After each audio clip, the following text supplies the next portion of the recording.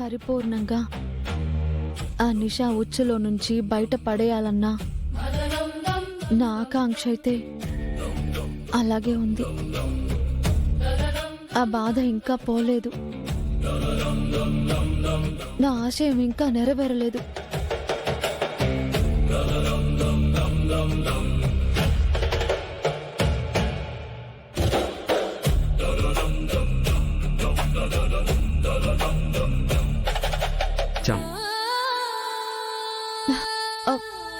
బాబు బాబు అది అర్థం కాకుండా నేను లేంచా. దేవుణ్ణి ఏం కోరుకుంటున్నావో నేను గ్రహించలేనా?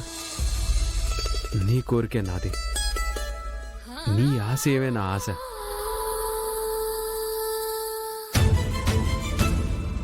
ఇక్కడ దాకా తెచ్చిన దానివి ఎక్కడి దాకో వెళ్ళాలనుకుంటున్న నిషా దురాశని నువ్వు ధ్వంసం చేస్తావు. ఆయన తప్పకుండా బాబు, నా భర్త ఏ తప్పు చేయని నిర్దోషాన్ని నిరూపించే వరకు వదిలిపెట్టను. సరే, ఈ టైంలో ఇద్దరం ఇంత ఎమోషనల్ అయిపోవడం ఎందుకు? గెలుపు దాకా వెళ్ళొచ్చినందుకు కూల్ అవుదాం చామ్, కాస్త చిల్ అవుదాం. ఏం చేద్దామంటారు బాబు? ఏం చేసినా నాకు ఓకే. ఏమంటున్నారు బాబు? ఆహా, నేను ఇంకోలా లాయర్గా అద్భుతంగా వాదించి నన్ను బయటికి తీసుకొచ్చావు గచ్చా. నీకు కృతజ్ఞతలు ఎలా చెప్పాలో తెలియట్లేదు అంటున్నాను. అలా అంటారా? మరి ఎలా అనుకున్నావు? నేనేం అనుకోలేదులేండి. అయినా మీరు నాకు కృతజ్ఞతలు చెప్పడం ఏంటి బాబు?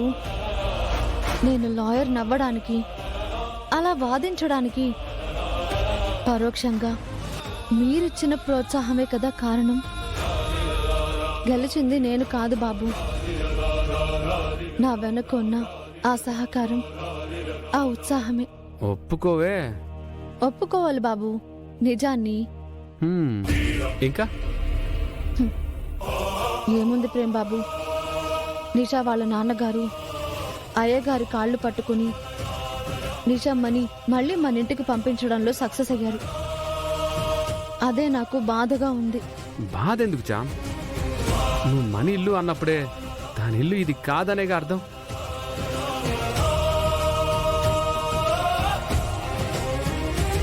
అంటే నేనంటున్నది, నువ్వు ఎలా అన్నా ఆ దెయ్యం మన ఇంట్లో ఉండేది శాశ్వతం కాదు కదా.